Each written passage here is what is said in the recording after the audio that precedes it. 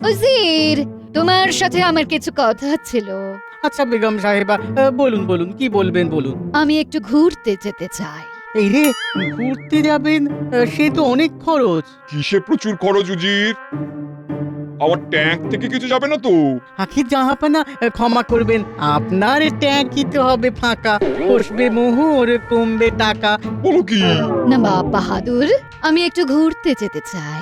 আমাদের এত বড় মহল, এত সুন্দর বাগান থাকতে তুমি মিছিমিছি বাইরে কেন ঘুরতে যাবে?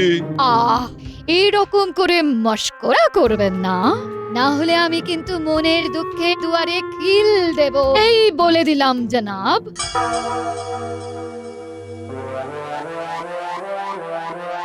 জাহাপানা, বেগমকে আটকান, না হলে এই গোসা ভাঙাতে গিয়ে আরো বেশি মোহর খরচা হয়ে যাবে। ঠিক বলেছো উজির। না না না না, আমি আটকাই। কি ব্যাপার, সকলে এত চিন্তিত কেন? প্রতিদিনেরই নিয়ম। গোপাল আজও এলো না। গোপাল তো বিজ্ঞানীর সেবায় ব্যস্ত, অসুস্থ বিজ্ঞানীর দেখভাল করছে। ব্যস্ত না ছাই, এই নিয়ে পরপর 4 দিন হলো গোপাল সভায় দেরি করে আসছে, অজুহাত দিচ্ছে বিজ্ঞানীকে সেবা করার, অথচ আপনি কিছুই বলছেন না। শোনো মন্ত্রী, মানব সেবা পরম সেবা। তাছাড়া আমাদের রাজ্যের বিজ্ঞানী অসুস্থ, তাকে না দেখলে চলে? বিজ্ঞানীর সেবা করতে গোপাল গেছে তার বাড়ি। গোপালের দেরি দেখে মন্ত্রীর মুখ হাঁড়ি হাঁড়ি। এই সভাকবি, তোমার ওই সস্তার কবিতা বলো না তো। বলা নেই, কওয়া নেই, দিন নেই, রাত নেই, শুধু কবিতা আর কবিতা। মহারাজ, আমি ভালো কথা বলছি। সভাকবি, গোপাল, বিজ্ঞানী এরা কেউ কাজের নয়, এদেরকে বার করে দিন। মন্ত্রী, তুমি এবারে থামো। কাকে কি করব তা আমি বুঝবো, তুমি একদম চুপ থাকো। মহারাজের ধমক খেয়ে মন্ত্রী হলেন জব্দ। এখন শুধু মাথা চুলকান, হারিয়েছে তার শব্দ। কি ব্যাপার, সভার পরিবেশ গরম মনে হচ্ছে? সেই সিংহ দুয়ার থেকে চিৎকার শুনছি। মহারাজ খেপে আগুন আর মন্ত্রী দিচ্ছে তেলে বেগুন। কি হয়েছেটা কি? তুমি বিজ্ঞানী সেবা করছো বলি মন্ত্রীর রাগ, দিয়েছি ধমক। এ আর নতুন কথা কি? মন্ত্রী মশাই তো নিজের ভালো ছাড়া অপরের ভালো সহ্যই করতে পারেন না। গোপাল, তুমি যে সব লোক দেখানো করো সেটা লোকে না বুঝলেও আমি বুঝি। মন্ত্রী মশাই, আপনি যে লোককে দেখিয়েও কিছু করেন না, সেটা লোকেও বোঝে, আমিও বুঝি।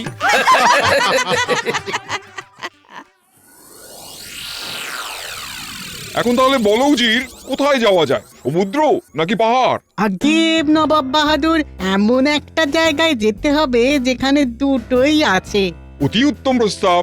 বেগমকে তাহলে একবারে পাহাড় এবং সমুদ্র দুটোই দেখানো হয়ে যাবে, কি বলো?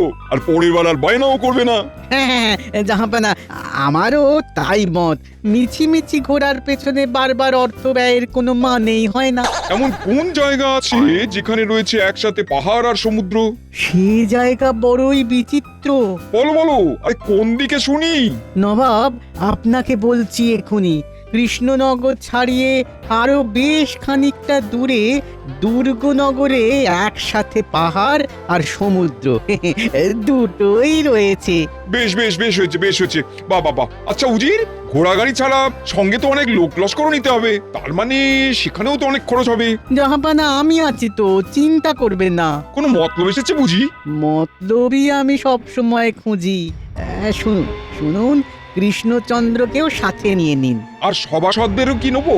জাহাপানা, একটা চিঠি আপনার নাম করে আমি লিখে পাঠাচ্ছি যে আপনি চান মহারাজ কৃষ্ণচন্দ্র সহ তার বাকি সভাসদদের নিয়ে দুর্গনগরে ঘুরে আসতে।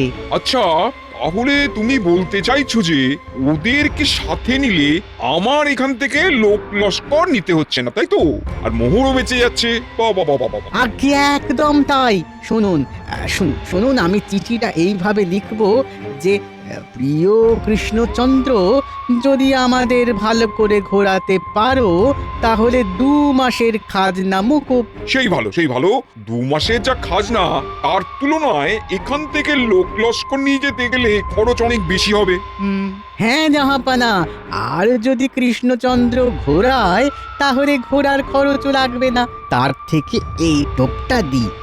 ওরাও রাজি হয়ে যাবে, সমস্ত লোটা কম্বল আর বহর ব্যবস্থার ঝামেলা ওরাই পোয়াবে।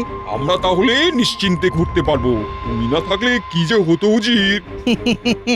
আমি না থাকলে আপনার সব মুশকিল আসানো হতো না। আমি না থাকলে এত সহজে একদম নিখুঁত পরিকল্পনা আপনি করতেও পারতেন না। আমাকে বোকা ভেবো না।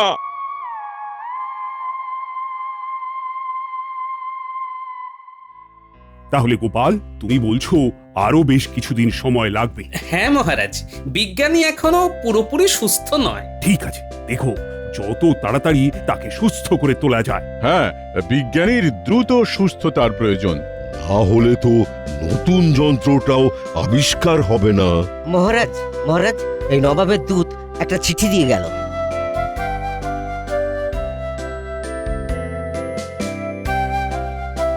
এখন আবার নবাবের চিঠি? খাজনা তো দেওয়াই আছে। তাই তো। নবাবের চিঠি যখন এসেছে, দিন আমি পড়ি। হ্যাঁ, উনি তো আবার আপনার গুরুদেব, আর ওই উজির প্রাণের দোষর। মহারাজ, এই চিঠিতে লেখা আছে যে নবাব বাহাদুর বেগম আর উজিরকে নিয়ে কৃষ্ণনগর আসবেন। তারপর এখান থেকে আপনার আতিথেয়তায় উনি দুর্গনগরে বেড়াতে যেতে চান। যদি আপনার আতিথেয়তায় ঘুরে উনি সন্তুষ্ট হন, তাহলে হ্যাঁ, 2 মাসের খাজনা মুকুব করে দেবেন। এ কেমন কূটনীতি? ঘাড়ে বন্দুকও রাখছেন, আবার পালাতে দেওয়ার সুযোগও দিচ্ছেন। নিশ্চয়ই ওই উজিরের বুদ্ধি। প্রতিটা রাজ্যেই এমন একজন করে আছে মহারাজ। গোপাল, গোপাল, আমি তোমায় দেখে নেব। মাথা ঘুরে যাচ্ছে। আমাকে উদ্দেশ্য করে কথা।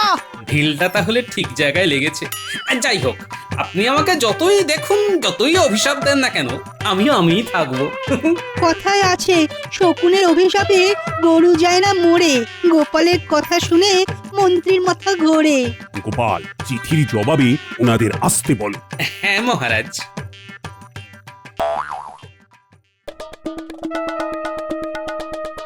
তাহলে জবাব এলো? হ্যাঁ বলো উজির। জবাব না এসে কোথায় যাবে জাহাপানা? তা ঠিক, তুমি যা চাল দিয়েছো। জাহাপানা, তাহলে আজ বাদে আর 3 দিন পরেই রওনা দিই। দাও দাও দাও দাও, কৃষ্ণচন্দ্রকে লিখে দাও, আমরা যাচ্ছি।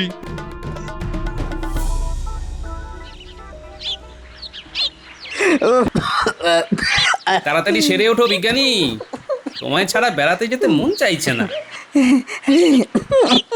এরকম বলো না, কি আছে, কয়েকদিনের তো ব্যাপার। তাছাড়া তুমি যেভাবে প্রত্যেকটা দিন আমার সেবা করে চলেছ, কি বলবো। তুমি এমন করে বললে আমি আর আসবো না কিন্তু। রাগ করো না, আমি সত্যি কথাই বললাম। বাবা, তোমার গবেষণাগারে কত তরল ফুটছে গো।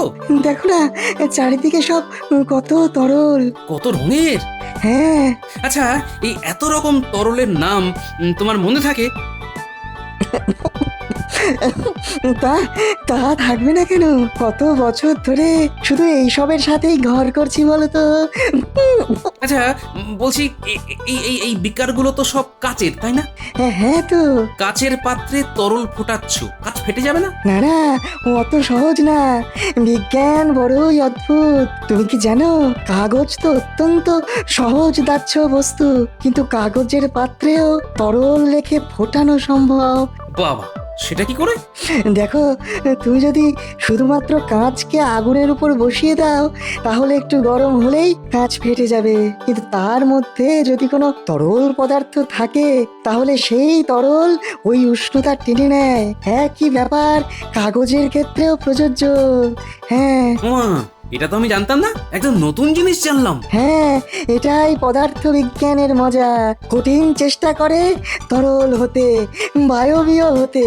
হ্যাঁ, বুঝলাম। যাই হোক, আমি আজ উঠি, বুঝলে? তুমি সাবধানে থেকো। হ্যাঁ, আনন্দ করে ঘুরে এসো গোপাল, আমায় নিয়ে একদম ভেবো না। হ্যাঁ হ্যাঁ।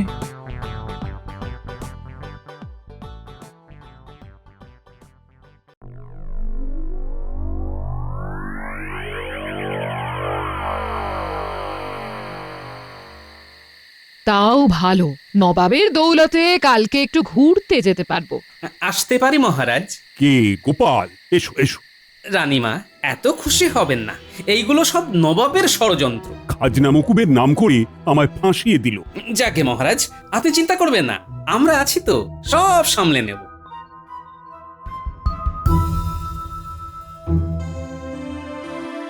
কি জাহাপানা, আপনি খুশি হয়েছেন তো? খুশি মানে আমি হাওয়ায় উঠছি। আরে আরে বাবা, পরের ঘাড় ভেঙে নিজের স্বাদ পেটাতে কি যে আনন্দ হয় তা কি বলবো জি রে। আমাদের শুধু কৃষ্ণনগর পর্যন্ত যেতে হবে, তারপরে তো আমরা ঝাড়া হাত পা। এখন তোমাদের বেগম সাহেবা খুশি হলেই হলো। উনি খুব খুশি হবেন, হ্যাঁ, এই কথাটা আপনি মিলিয়ে নেবেন। আহা আহা, কি আনন্দ, কি আনন্দ! বিনা খরচে ঘোরা। ও ইস, গিন্নি, তোমায় নিয়ে যেতে পারলাম না গো। সে ঠিক আছে, তোমার ঘোড়া মানে তো আমার ঘোড়া। তুমি না হয় আমাকে অন্য সময় ঘোরাবে। না, তাও মনটা খারাপ লাগছে। যদি তাই হয় তাহলে বরং আমার জন্য এক জোড়া নতুন দুল বানিয়ে দিও। তোমারও দেখবে তাহলে মনটা ঠিক হয়ে যাবে। এই রে, এই অভিনয়ের ভুলটা না করলে দুলের বায়না আসতো না। এখন কি করি, কি করি, কি করি? কি গো, চুপ করে গেলে যে? ঘুম পাচ্ছে। দুলের কথা শুনে ঘুম পেয়ে গেল? এই যে একটু আগে আমার জন্য দুঃখ পাচ্ছিলে। হ্যাঁ, দুল দুল তুমি পেয়ে যাবে গিন্নি। সে আমি জানি। শ্যাকরা সদ্য বানানো দুল না পেলেও তুমি কায়দা করে নিশ্চয়ই কারো দুল নিয়ে আসবে। গিন্নি, তুমি না। তোমার গুণের প্রশংসাই তো করলাম মশাই। ভেবো না তো, আমি সব করে নেব। এই শুয়ে পড়ো এখন। হ্যাঁ, ঘুম আসছে না কিছুতেই গো। আমি জানি কেন আসছে না। হ্যাঁ, তুমি আসলে চিন্তা করছো কালকের ব্যাপারটা নিয়ে।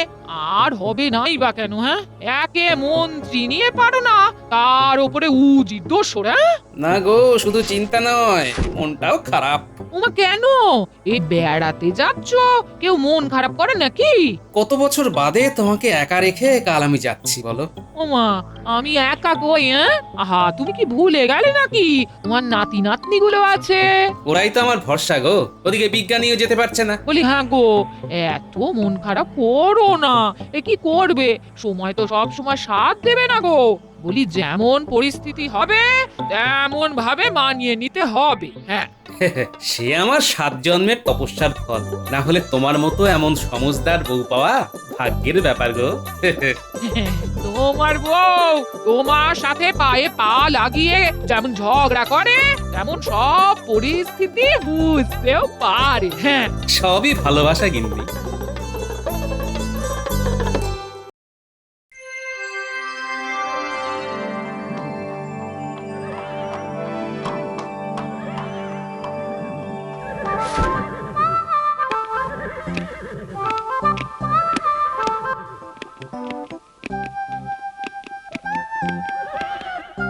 আমরা একদম ঠিক সময় এসে গেছি।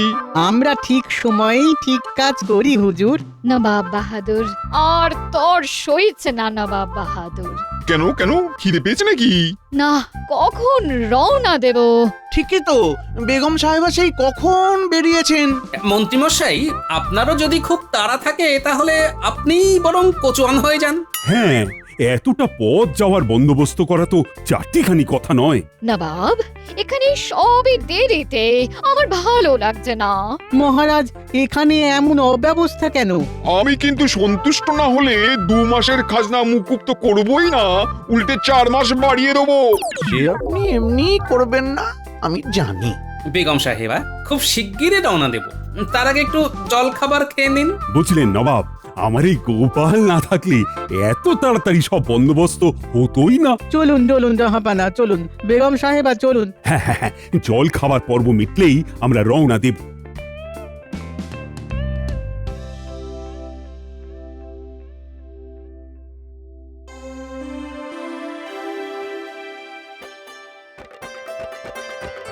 সকলের খাওয়া শেষ, তাহলে চলুন রওনা দিই। গোপাল সব নিয়েছো তো? হ্যাঁ মহারাজ। জল নিয়ে এসেছেন তো? আমার আবার একটু বাদে বাদেই জল পিপাসা পায়। চিন্তা নেই, এক বড় মাটির জ্বালায় জল আছে, আপনি চাইলে সারাদিন জল খেয়েই কাটাতে পারেন। তাহলে চলুন রওনা দিই। হ্যাঁ হ্যাঁ হ্যাঁ, চলুন চলুন জাহাপানা চলুন।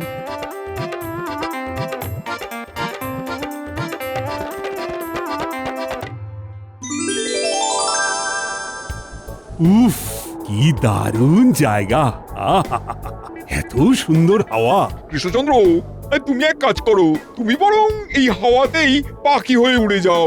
নবাব, মহারাজ উড়ে গেলে আপনারই বিপদ। কেন কেন শুনি? মহারাজ পাখি হয়ে উড়ে গেলে আপনাকে খাজনা দেবে কে? কেন আমি মহারাজ হয়ে যাব, গোটা রাজ্য আমিই দেখব। এই যে তোমার মনের বহুদিনের বাসনা, সেটা আমি ভালোই জানি। আমি একটু যাই, হাওয়া খেয়ে আসি কি। হ্যাঁ, এই গোপাল, একটু একটু জলের জ্বালাটা নামাও তো, তেষ্টা পেয়েছি খুব। উজির, মন্ত্রী সব গেলেন কোথায়? কাজের নাম শুনেই পালিয়েছে। এই এত বড় জ্বালা নামানোটা কি চারটিখানি ব্যাপার? এই গোপাল গোপাল, দাঁড়াও দাঁড়াও দাঁড়াও, তুমি একা পারবে না। না মহারাজ, আমি পারবো।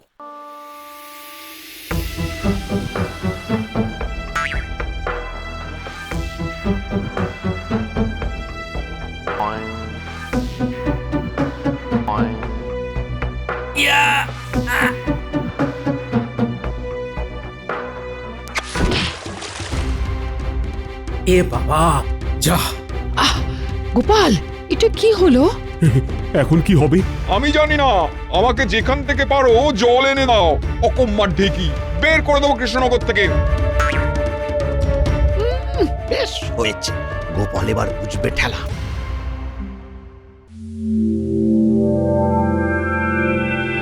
নবাব বাহাদুর, বলছি আমি একটু ওই দিকের গোলাপ বাগানের দিকে যেতে চাই। না না না না না না, ওইখানে বেশ আগাছা আটা গাছ আছে দেখছি। না, আমার ওখানেই যেতে মন চাইছে। কি সুন্দর পরিবেশ দেখুন, একদিকে পাহাড়, একদিকে সাগর। আমার মন চাইছে আমি একটু ঘুরবো। বেগম সাহেবা, নিচে নামাটা ঠিক নয়। তুমি চুপ করো, যাও গিয়ে জলের ব্যবস্থা করো।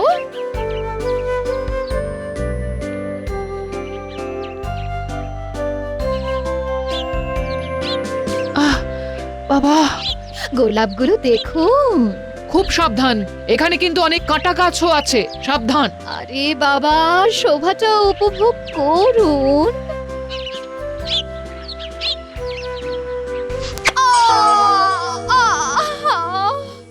গেলাম, কাঁটা ফুটে গেল। হলো তো, বলেছিলাম। কে কোথায় আছেন? আসুন, বেগম সাহেবা পড়ে গেছেন। আসুন আসুন। কি, আমার বেগম পড়ে গেছে? আমার বেগম কিনা? কথা না শুনলে যা হয়।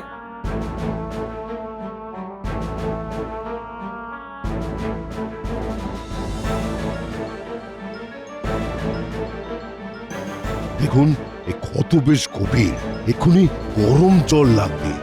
উষ্ণ হলেও হবে, আমি একটা ঔষধ লাগিয়ে দেব, না হলে ওনার পা পচে যাবে। খুব বিষাক্ত কিছু কি কামড়েছে? হ্যাঁ, ওই বিষাক্ত একটা কাঁটা ফুটেছে। হায় হায় হায় হায় হায়, এখন কি যে করি? আগুন না হয় পাথর ঘষে জ্বালিয়ে দেব। আমার ঝোলায় চকমকি পাথর আছে, কখন কি কাজে লাগে তাই রেখে দিই আর কি। কিন্তু জল গরম হবে কি করে? একটা যাও জলের জ্বালা ছিল, সেটাও গেল ভেঙে। আমি জানি না কিছু। রাজা কৃষ্ণচন্দ্র, তুমি যে করে হোক জল ফোটাবার পাত্রের ব্যবস্থা করো, না হলে গর্দান নেবো। কি ব্যথা! আর পারছি না নবাব, পারছি না। গোপাল, আরে কিছু একটা করো। গোপাল বড্ড ভুল করেছে, কয়েকটা অতিরিক্ত পাত্র আনা উচিত ছিল গোপালের। রানীমা, এমন হবে তো বুঝিনি। এই গোপাল যত নষ্টের গোড়া, ওর জন্যই সব হলো। মন্ত্রীমশাই কাগজের ঠোঙায় বাদাম খাচ্ছেন। বিজ্ঞানী বলেছিল কাগজেও জল বা তরল ফোটানো যেতে পারে।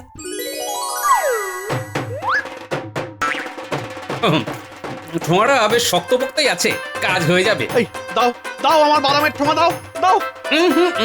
এখন এটা পাবেন না, কাছাকাছি অনেক কাঠের টুকরো আছে। যাই, আগে আগুন ধরাই, তারপর চট করে ঠোঙায় জল ভরে আনি।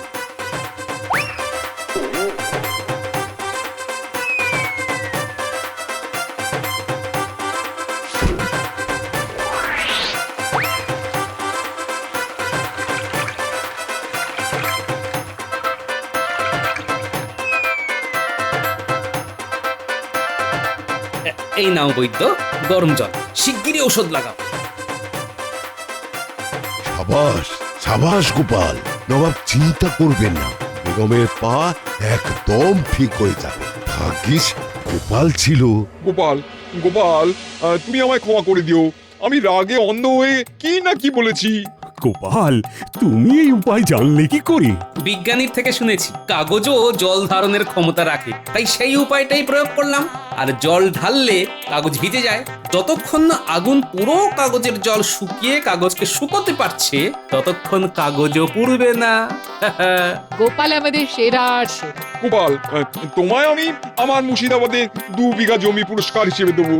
না নবাব বাহাদুর, আমার পুরস্কারের দরকার নেই। আমি যে ঠিক সময়ে বেগম সাহেবার উপকারে এসেছি, এই অনেক। কিন্তু গোপাল, পুরস্কার? নবাব বাহাদুর, আমরা মানুষেরা প্রত্যেকের জন্য আপদে বিপদে যদি পাশে দাঁড়াতে পারি, তাহলে হব খুবই ধন্য।